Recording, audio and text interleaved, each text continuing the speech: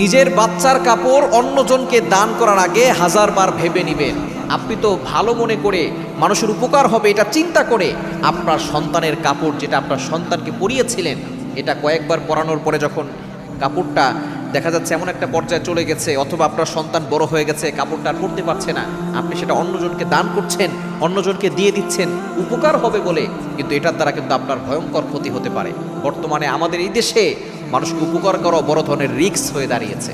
আপনি দেখা যাচ্ছে রাতের বেলা গাড়ি নিয়ে বের হয়েছেন, কেউ একজন আপনার কাছে হেল্প চাচ্ছে, আপনি তাকে হেল্প করতে গিয়ে আপনি কঠিন কোনো বিপদে পড়ে যাবেন। এটাই হচ্ছে আমার সোনার বাংলাদেশ। সুতরাং আপনি আপনার সন্তানের যে কাপড় মানুষকে দিচ্ছেন, এর দ্বারা বড় ধরনের ক্ষতি হতে পারে। কিছুদিন আগে এক ছোট বাচ্চা অসুস্থতা সারে না, বারবার শুধু অসুস্থতা হয়, কোনো রোগ ধরা পড়ে না, শুধু কান্নাকাটি করে। শেষ পর্যন্ত দেখা গিয়েছে যে তার যে কাপড় অন্য কাউকে দান করেছে, সেই কাপড় নিয়ে একজন তার উপরে জাদু করেছে। বাচ্চাকে ক্ষতি করার জন্য